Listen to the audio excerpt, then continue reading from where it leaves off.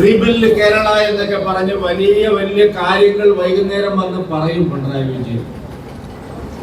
പ്രവൃത്തിയിൽ ഇതൊന്നും നടപ്പാവുന്നില്ല നമ്മുടെ നാട്ടിൽ. ഇപ്പൊ വീണ്ടും അദ്ദേഹം 4 മണിക്കുള്ള വാർത്താ സമ്മേളനങ്ങൾ തുടങ്ങിയിരിക്കുകയാണ്. അപ്പൊ നിങ്ങൾ വയനാട്ടിൽ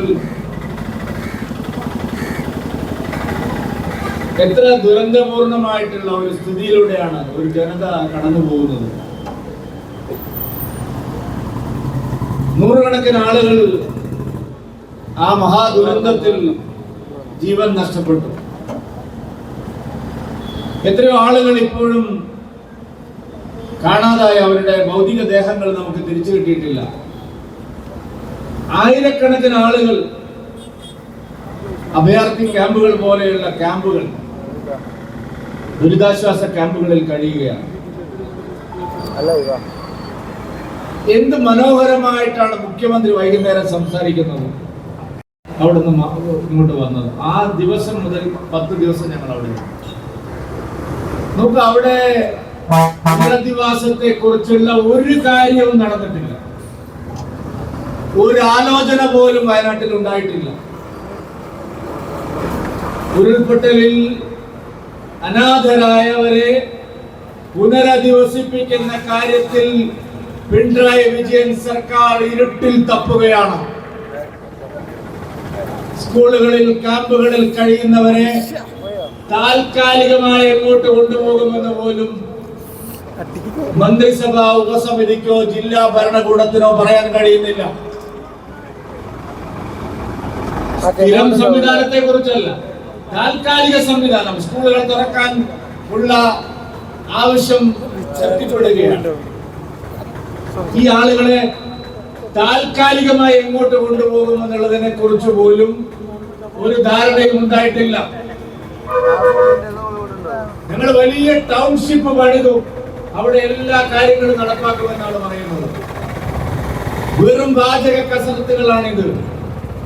ഇത് തന്നെയാണ് 1 കൊല്ലം 2 കൊല്ലം മുമ്പ് 2019 പുത്തുമലയിലെ ദുരന്ത കാലത്തും ഈ പിണറായി വിജയൻ പറഞ്ഞത്. ഒരു വലിയ ടൗൺഷിപ്പ് ഞങ്ങൾ ഉണ്ടാക്കും. നിങ്ങൾ ആരെങ്കിലും അവിടെ ഒന്ന് പോയി നോക്കണം. എന്താ ടൗൺഷിപ്പ്? അവിടെ കളിക്കളങ്ങൾ ഉണ്ടാകും, വിനോദ കേന്ദ്രങ്ങൾ ഉണ്ടാകും, വായനശാലകൾ ഉണ്ടാകും, സിനിമാശാലകൾ ഉണ്ടാകും. ഒരു ചുക്കും ചുണ്ണാമ്പും അവിടെ ഇല്ല. നൂറുകണക്കിന് ആളുകൾക്ക് പുത്തുമലയിൽ പ്രഖ്യാപിക്കപ്പെട്ട വീടുകൾ പോലും കിട്ടിയിട്ടില്ല. പലതും സന്നദ്ധ സംഘടനകൾ സ്വന്തം നിലയ്ക്ക് ചെയ്തതാണ്. സർക്കാരിന് ഒരു കാര്യവും അതിൽ അവകാശപ്പെടാനില്ല. 5 കൊല്ലം കഴിഞ്ഞ് വീണ്ടും തൊട്ടടുത്ത ഈ സർക്കാരിന്റെ തെറ്റായ നയങ്ങൾ മൂലം ഒരു ജനത അവിടുന്ന് പൂർണ്ണമായും ഇല്ലാതാക്കപ്പെട്ടിരിക്കുകയാണ്. അവിടെ ഒരു മന്ത്രിസഭാ ഉപസമിതിയുണ്ട്. ഇപ്പൊ പറഞ്ഞ മുഹമ്മദ് റിയാസ് അതിലുണ്ട്. അവരെ എന്താണ് അവിടെ നടത്തിക്കൊണ്ടിരിക്കുന്നത്? ഞാൻ അവിടെ മേപ്പാടിയിലും കൽപ്പറ്റയിലും നിന്ന് ഞങ്ങളുടെ പാർട്ടി പ്രവർത്തകരുടെ ദുരിതാശ്വാസ പ്രവർത്തനങ്ങൾക്ക് ഞങ്ങൾ അവിടെ മേൽനോട്ടം നൽകുകയാണ്. ഞാൻ നോക്കുമ്പോൾ രാവിലെ തന്നെ ഈ 4 മന്ത്രിമാരും കാറെടുത്ത് പിന്നെ ചൂരൽമലയിലേക്കും അവിടേക്കും പോവാണ്, മുണ്ടക്കയിലേക്കും പോവാണ്. എന്താണ് അവർക്ക് അവിടെ ചെയ്യാനുള്ളത്? ഫോട്ടോ ഓഫാണ് അവർ നടത്തിക്കൊണ്ടിരിക്കുന്നത്. എല്ലാ ദിവസവും വീഡിയോ എടുക്കുന്നു, ഫോട്ടോ എടുക്കുന്നു. ഇവരുടെ ജോലി അതാണോ? ഇവരുടെ ജോലി അവിടെ രക്ഷാപ്രവർത്തകരം നടത്തുന്നവരോടൊപ്പം പോയി ഫോട്ടോ എടുക്കലല്ല. എന്നിട്ട് മന്ത്രിമാര് കേന്ദ്രത്തെ വിമർശിക്കുകയാണ്, ആഭ്യന്തരമന്ത്രിയെ വിമർശിക്കുകയാണ്, വനം മന്ത്രിയെ വിമർശിക്കുകയാണ് ചില സത്യങ്ങൾ പറഞ്ഞതിന്റെ പേരിൽ. ഇവരെന്താണ് ചെയ്യുന്നത്? മന്ത്രിസഭാ ഉപസമിതി ഒരു കാര്യവും അവർ ചെയ്യാൻ തയ്യാറാവുന്നില്ല. താൽക്കാലികമായി പുനരധിവസിപ്പിക്കുന്നതിനെ കുറിച്ചിട്ടുള്ള ഒരാലോചനയും അവിടെ നടന്നിട്ടില്ല. എന്നിട്ട് പറയാണ് ഞങ്ങളെല്ലാം ചെയ്യും. ഇപ്പൊ അവിടെ നൂറുകണക്കിന് വീടുകൾ, ആയിരക്കണക്കിന് വീടുകളുടെ ഓഫർ വന്നിരിക്കുന്നു. എന്താ സർക്കാരിനുള്ള ഒരു സർക്കാർ എന്താ ചെയ്യാൻ പോകുന്നത്? എവിടെയാണ് ഈ ടൗൺഷിപ്പിനുള്ള സ്ഥലം അവർ കണ്ടെത്താൻ പോകുന്നത്? എന്തെങ്കിലും പരിശ്രമം അതിന്റെ ഭാഗത്തുണ്ടായിട്ടുണ്ടോ? ഒന്നും ഉണ്ടായിട്ടില്ല. മുഖ്യമന്ത്രി വന്നുപോയി, മന്ത്രിസഭാ ഉപസമിതി അവിടെ നിശ്ചയിച്ചു പോയെങ്കിലും അവർ ഇത്തരം കാര്യങ്ങളിലൊന്നും ശ്രദ്ധിക്കുന്നില്ല. അവരുടെ പബ്ലിസിറ്റിക്ക് വേണ്ടിയുള്ള കാര്യങ്ങളാണ് നടത്തുന്നത്. ഞാൻ അനുഭവത്തിന്റെ പശ്ചാത്തലത്തിലാണ് പറയുന്നത്. പുത്തുമലയിലും പെട്ടിമുടിയിലും കവളപ്പാറയിലും ഈ സർക്കാർ പറഞ്ഞ പുനരധിവാസ പ്രവർത്തനങ്ങളിൽ പലതും നടന്നിട്ടില്ല. ഏതാനും കിലോമീറ്ററുകൾക്ക് ഇപ്പുറത്ത് പുത്തുമലയിലെ ദുരന്തത്തിനിരയായി അവിടെ നാട്ടിൽ ഇറക്കപ്പെട്ട ആളുകളെ ഞങ്ങൾ നേരിട്ട് കണ്ടു. ഈ കാലയളവിൽ വീട് കിട്ടാത്തവർ നിരവധിയാണ്. ഒരു സൗകര്യങ്ങളും ഈ സർക്കാരിന്റെ ഭാഗമായിട്ട് കിട്ടാത്ത ആളുകളുടെ എണ്ണം നൂറുകണക്കിന് ആളുകളുണ്ട്. ഇനി ചെയ്ത പല കാര്യങ്ങളിലും നഗ്നമായ വിവേചനം ചൂണ്ടിക്കാണിക്കുന്നു അവിടുത്തെ നിരപരാധികളായ മനുഷ്യർ. ഇത് തന്നെ ആവർത്തിക്കാനാണോ സർക്കാർ പോകുന്നത്? വൈകുന്നേരം നല്ല മനോഹരമായ വാക്കുകൾ പറഞ്ഞത് കൊണ്ട് കാര്യമില്ല. സർക്കാരിന് ആത്മാർത്ഥതയും പ്രതിജ്ഞാബദ്ധതയും വേണം. കാശില്ലാത്തത് കൊണ്ടല്ല. ദുരന്ത പ്രതിരോധത്തിലുള്ള 1610 കോടി രൂപ ഇപ്പോഴും സർക്കാരിന്റെ കയ്യിലുണ്ട്. ദുരിതാശ്വാസ പ്രവർത്തനങ്ങൾക്കുള്ളതല്ല. മുഖ്യമന്ത്രിയുടെ ദുരിതാശ്വാസ നിധി എന്തുകൊണ്ടാണ് കഴിഞ്ഞ പ്രാവശ്യത്തെ പോലെ ആളുകൾ കൂട്ടത്തോടെ അത് ഏറ്റെടുക്കാത്തത്? ഏതെങ്കിലും ഒന്നോ രണ്ടാളുകൾ ഫേസ്ബുക്കിൽ എഴുതിയത് കൊണ്ടല്ല. ഗുരുതരമായ ആരോപണങ്ങളാണ് സർക്കാരിന്റെ മുഖ്യമന്ത്രി ദുരിതാശ്വാസ നിധി കൈകാര്യം ചെയ്യുന്നതിൽ വന്നിരിക്കുന്നത്. നോക്കൂ, നിങ്ങളുടെ ലോകായുക്ത അതിന്റെ കഴുത്ത് ജനിച്ച് കൊല്ലപ്പെടാൻ കാരണം മുഖ്യമന്ത്രിയുടെ ദുരിതാശ്വാസ നിധി ദുരുപയോഗം ചെയ്തതിന്റെ പേരിലുണ്ടായിട്ടുള്ള കേസാണ്. നമ്മുടെ കേരളത്തിലെ ചരിത്രത്തിൽ ഇന്നവരെ ലോകായുക്തയുടെ കഴുത്ത് ഇതുപോലെ ജനിച്ച ഒരു സംഭവം ഉണ്ടായിട്ടില്ല. മുഖ്യമന്ത്രിയുടെ ദുരിതാശ്വാസ നിധി ദുരുപയോഗം ചെയ്തതിന്റെ നിരവധി കഥകൾ കേരളത്തിൽ, കേസുകൾ കേരളത്തിലുണ്ട്. പാർട്ടിക്കാർക്ക് ഇഷ്ടം പോലെ സൗജന്യങ്ങൾ ചെയ്തു കൊടുക്കാൻ ഇപ്പോ വലിയ ചർച്ചാ വിഷയമായി നടന്നുകൊണ്ടിരിക്കുന്ന ലാപ്ടോപ്പ് വിതരണം ഉൾപ്പെടെയുള്ള പല കാര്യങ്ങളും കേരളം മറന്നു എന്ന് ശ്രീ പിണറായി വിജയൻ ധരിക്കരുത്. ഇവിടെ ആരും മുഖ്യമന്ത്രിയുടെ ദുരിതാശ്വാസ നിധിയിലേക്ക് ഒന്നും കൊടുക്കരുത് എന്നുള്ള അഭിപ്രായം പറഞ്ഞിട്ടേ ഇല്ല. ഞങ്ങളെല്ലാം പരസ്യമായി, രഹസ്യമായി, നേരിട്ടും അല്ലാതെയും ഈ നാട്ടിലെ ജനങ്ങളോടൊപ്പം നിന്ന്, സർക്കാരിനോടൊപ്പം നിന്ന് ഈ കാര്യങ്ങളെല്ലാം പോസിറ്റീവായി നടക്കണമെന്ന് വിചാരിക്കുന്നവരാണ്. പക്ഷെ ചില ആളുകൾ ഇതൊരു രാഷ്ട്രീയ മുതലെടുപ്പിനുള്ള, രാഷ്ട്രീയ നേട്ടത്തിനുള്ള അവസരമാക്കി മാറ്റുന്നു എന്നുള്ളതാണ്. ഞങ്ങൾക്ക് രണ്ട് നിലപാടില്ല. പക്ഷേ സർക്കാരിന് ഇതിലൊരു രാഷ്ട്രീയ മുതലെടുപ്പ്. നിങ്ങളെല്ലാം കാര്യങ്ങൾ ചെയ്യുക, ഞങ്ങൾ ഇതൊക്കെ നടത്തിക്കൊള്ളാം. അതാണ് അവിടെ പല കാര്യങ്ങളിലും നമ്മൾ കണ്ടത്, ഭക്ഷണ വിതരണത്തിൽ ഉൾപ്പെടെ. അതുകൊണ്ടാണ് ഞാൻ പറഞ്ഞത്, സർക്കാരിന് യാതൊരു തരത്തിലുള്ള ദീർഘവീക്ഷണവുമില്ല. സർക്കാർ ഇരുട്ട് തപ്പുകയാണ്. എന്ത് ചെയ്യണം എന്നറിയാതെ കാര്യങ്ങൾ കൊണ്ടുപോവുകയാണ്. വെറും പരസ്യത്തിന് വേണ്ടി മാത്രമായിട്ട് കാര്യങ്ങൾ കൊണ്ടുപോകരുത്. ഇതൊരു നാടിന്റെ ജനങ്ങളുടെ പ്രശ്നമാണ്. ചില ആളുകൾ പറഞ്ഞു, അമിത്ഷാ പാർലമെന്റിൽ കേരളത്തിനെ തെറ്റിദ്ധരിപ്പിച്ചു.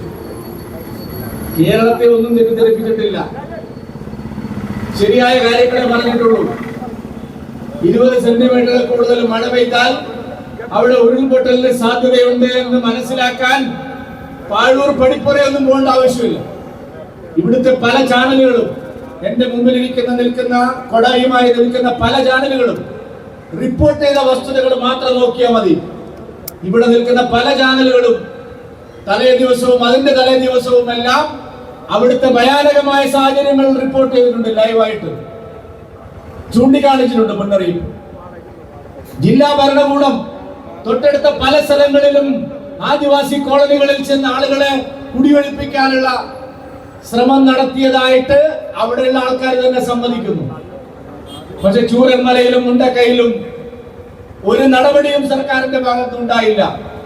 ആളുകളെ കുടിയൊഴിപ്പിക്കാനുള്ള ഒരു നീക്കവും സർക്കാരിന്റെ ഭാഗത്തുണ്ടായില്ല. ആളുകളെ കുടിയൊഴിപ്പിച്ചിരുന്നെങ്കിൽ, മാറ്റി പാർപ്പിച്ചിരുന്നെങ്കിൽ കാഷ്വാലിറ്റി, ജനങ്ങളുടെ ഇത്രയും ദുരിതം ഒരിക്കലും ഉണ്ടാവുമായിരുന്നില്ല. പാർലമെന്റിൽ കോൺഗ്രസിന്റെ എംപിമാർ ചോദിച്ചാൽ ആഭ്യന്തരമന്ത്രിക്ക് അതിന് മറുപടി പറയേണ്ടി വരില്ലേ?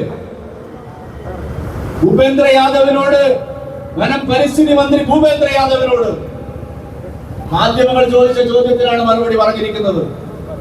സർ, 1984 ഇതേ ചൂരൽമലയിൽ ഉരുൾപൊട്ടൽ ഉണ്ടായിട്ടുണ്ട്.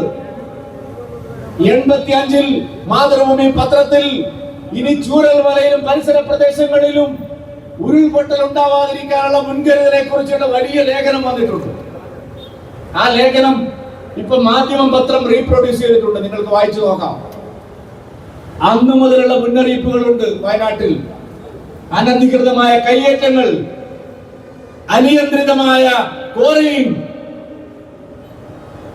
പശ്ചിമഘട്ടത്തെ ഇതുപോലെ ദ്രോഹിച്ചാൽ ദുരിതങ്ങൾ ഉണ്ടാകുമെന്നുള്ള നിരന്തരമായ മുന്നറിയിപ്പുകൾ ഈ സർക്കാർ, പിണറായി വിജയൻ സർക്കാർ, പുത്തുമല ദുരന്തത്തിന് ശേഷം ഉണ്ടാക്കിയിട്ടുള്ള വിദഗ്ധ സമിതിയുടെ റിപ്പോർട്ട് ഒരു നേരം പിണറായി വിജയൻ വായിച്ചു നോക്കിയിരുന്നെങ്കിൽ ഈ ആക്ഷേപം ഉന്നയിക്കുമായിരുന്നില്ല. ഞങ്ങൾ പറഞ്ഞതല്ല, ഗാഡ്ഗിൽ പറഞ്ഞതല്ല, കേന്ദ്ര സർക്കാർ പറഞ്ഞതല്ല. പിണറായി വിജയൻ സർക്കാർ പുത്തുമല ദുരന്തത്തിന് ശേഷം ഉണ്ടാക്കിയിട്ടുള്ള, മേശപ്പുറത്ത് വെച്ചിട്ടുള്ള, കോൾഡ് സ്റ്റോറേജിൽ വെച്ചിട്ടുള്ള വിദഗ്ധ സമിതി റിപ്പോർട്ട് വായിച്ചു നോക്കിയിരുന്നെങ്കിൽ നിങ്ങൾക്ക് അമിത്ഷായെ കുറ്റം പറയാൻ കഴിയുമായിരുന്നില്ല, നിങ്ങൾക്ക് ഭൂപേന്ദ്ര യാദവിനെ കുറ്റം പറയാൻ കഴിയുമായിരുന്നില്ല. ഞങ്ങൾ ഇതെല്ലാം പറയണമെന്ന് വിചാരിച്ചിട്ട് പറഞ്ഞതല്ല. മന്ത്രിമാർ ഓരോരുത്തരും, ഇന്നലെ MP രാജേഷിന്റെ ഒരു തീർമാനം കേട്ടു. എന്തെങ്കിലും അറിഞ്ഞിട്ടാണോ രാജേഷ്? കേരളത്തിലെ ജനങ്ങളെ കൊലയ്ക്ക് കൊടുക്കുന്ന പല നിലപാടുകളും സർക്കാർ അറിഞ്ഞുകൊണ്ടുണ്ടാക്കുന്നതാണ്. കയ്യേറ്റക്കാരെയും കൊള്ളക്കാരെയും സംരക്ഷിക്കുന്ന നിലപാടാണ് സർക്കാരിനുള്ളത്. പ്രതിപക്ഷവും അതിനൊപ്പമാണ്. കാലാകാലങ്ങളിൽ കേരളത്തിൽ നടന്നുകൊണ്ടിരിക്കുന്ന ഇത്തരം ദുരിതങ്ങൾക്ക് ഉത്തരവാദിത്വങ്ങളെ ചൂണ്ടിക്കാണിക്കുമ്പോൾ ഇത് ദുരന്ത സമയമാണ്, ഒന്നും മിണ്ടരുത് എന്ന് പറയാൻ 10 ദിവസം കഴിഞ്ഞു. ഒരു ഘട്ടത്തിൽ പോലും ഞങ്ങൾ പറഞ്ഞിട്ടില്ല. പക്ഷെ നിങ്ങൾ ഇഷ്ടം പോലെ പറഞ്ഞുകൊണ്ടിരിക്കുകയാണ്. രാഷ്ട്രീയം അത് അവസാനിപ്പിക്കണം. സർക്കാരിന്റെ പിടിപ്പുകേടുകൾ ചൂണ്ടിക്കാണിക്കുമ്പോൾ കേരളത്തിനെതിരാണ് എന്നുള്ള വാദം ഉന്നയിച്ചു വരരുത്. ശരിയായ നിലപാടല്ല. നിങ്ങൾക്ക് പല കാര്യങ്ങളിലും കൈ കഴുകി പോവാൻ കഴിയില്ല. കുറച്ചുകൂടി കഴിഞ്ഞ് നമുക്ക് ആ കാര്യങ്ങൾ വിശദമായി ചർച്ച ചെയ്യാമെന്നാണ് ഞങ്ങൾ ആഗ്രഹിക്കുന്നത്. ഈ വിഷയത്തിലേക്ക് വന്നാൽ, ഈ റോഡ് മാത്രമല്ല, കേരളത്തിൽ സംസ്ഥാന ഗവൺമെന്റിന്റെ നിയന്ത്രണത്തിലുള്ള എല്ലാ റോഡുകളും ഇതുപോലെ ആയിരിക്കുകയാണ്. റോഡുകളെല്ലാം കുളമായിരിക്കുകയാണ്. നോക്കൂ നിങ്ങൾ, ഇതിനകത്ത് നല്ല കച്ചവടം നടക്കുന്നുണ്ട്. ഈ അറ്റകുറ്റപ്പണികളൊക്കെ നടത്തുന്നത്, ഇങ്ങനെയൊക്കെ നടത്തുന്നതിന്റെ പിന്നിൽ പല കളികളുമുണ്ട്. ഇതൊന്നും ആളുകൾക്ക് മനസ്സിലാവില്ല എന്ന് സർക്കാരും മന്ത്രിയും പൊതുമരാമത്ത് മന്ത്രിയും ഒന്നും വിചാരിക്കരുത്. മഴ തുടങ്ങും അറ്റകുറ്റപ്പണി, യാതൊരു ഗ്യാരണ്ടിയും ഇല്ലാതെ കരാറുകാരെ കൊണ്ട് പണിയെടുപ്പിച്ചു, ആവശ്യമായ നിർമ്മാണ സാമഗ്രികൾ ഉപയോഗിക്കാതെ, സിമെന്റും മണലും കല്ലും ഒന്നും ഇല്ലാതെ മണ്ണ് വാരിയിട്ട് കുഴിയടച്ച് എല്ലാം പൂർത്തിയാക്കി എന്ന് പറഞ്ഞ് കണക്കെഴുതി പോകുന്നത് ആരും മനസ്സിലാക്കുന്നില്ലെന്ന് വിചാരിക്കരുത്. ദേശീയപാതയുടെ അറ്റകുറ്റപ്പണിയും പിണറായി വിജയന്റെ കയ്യിലാണ്, റിയാസിന്റെ കയ്യിലാണ്. അല്ലാതെ അത് NHAI അല്ല. കേരളത്തിൽ പല സ്ട്രെച്ചിലും ദേശീയപാതയുടെ അറ്റകുറ്റപ്പണി പിണറായി സംസ്ഥാന സർക്കാരിന്റെ കയ്യിലാണ്. അപ്പൊ അവിടെയും ഈ പ്രശ്നങ്ങൾ ഉയർന്നു വന്നിരിക്കുകയാണ്. അതുകൊണ്ട് ജനങ്ങളുടെ നികുതി വാങ്ങി എത്രയാ ഇപ്പൊ കൂട്ടിയിരിക്കുന്നത്? എല്ലാത്തിനും 1 ലിറ്റർ പെട്രോളും ഡീസലും വാങ്ങുമ്പോ നിങ്ങൾ സംസ്ഥാന ഗവൺമെന്റ് വാങ്ങുന്ന അധികം 1 രൂപ മതി ശ്രീ പിണറായി വിജയൻ ഈ കാര്യങ്ങളൊക്കെ ഭംഗിയായി നിർവഹിക്കാൻ. എന്താ നിർവഹിക്കാത്തത്? ജനങ്ങൾ എന്ത് സംഭവിച്ചാലും കുഴപ്പമില്ല, ഞങ്ങളുടെ കാര്യം നടക്കണമെന്ന് മാത്രമേ സർക്കാരിനുള്ളൂ.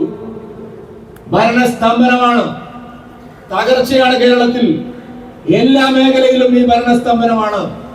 അതിന്റെ പ്രത്യക്ഷ ഉദാഹരണമാണ് ഈ റോഡിന്റെ ഈ ദയനീയമായ സാഹചര്യം. മുഖ്യമന്ത്രിക്ക് ഖജനാവിൽ നിന്ന് കാശെടുത്ത് ഹെലികോപ്റ്റർ കൊണ്ട് പോകാൻ, ഇനി പോലീസ് എസ്കോർട്ട് ഉള്ളത് കൊണ്ട് കുന്നംകുളത്ത് നിന്ന് തൃശ്ശൂരിലേക്ക് വടക്കാഞ്ചേരി വഴിയല്ല, ഇനി വേറെ ഏതെങ്കിലും വഴിയിൽ പോകണമെങ്കിലും കുഴപ്പമില്ല. ഞങ്ങൾ പാവപ്പെട്ട നാട്ടുകാർക്ക് അതിനൊന്നും ഗതിയില്ല എന്നുള്ള കാര്യം സർക്കാർ മനസ്സിലാക്കണം എന്നാണ് എനിക്ക് അവരോട് പറയാനുള്ളത്. ഞാൻ ദീർഘിപ്പിക്കുന്നില്ല. ഈ സമരം ജനങ്ങളുടെ ഒരു സമരമാണ്. അവരുടെ ന്യായമായ ആവശ്യമാണ്, ഒട്ടും രാഷ്ട്രീയ പ്രേരിതമായ ആവശ്യമല്ല. അതുകൊണ്ട് ഈ സമരത്തിന് സുമനസ്സുകളുടെ എല്ലാവരുടെയും പിന്തുണ ഉണ്ടാകണം വരും ദിവസങ്ങളിലും എന്ന് മാത്രം അഭ്യർത്ഥിച്ചുകൊണ്ട് ഈ സമരം ഔപചാരികമായി ഉദ്ഘാടനം ചെയ്ത് അറിയിച്ചുകൊണ്ട് ഞാൻ എന്റെ വാക്കുകൾ അവസാനിപ്പിക്കുന്നു. നിങ്ങൾക്ക് നമസ്കാരം. വന്ദേ മാതരം.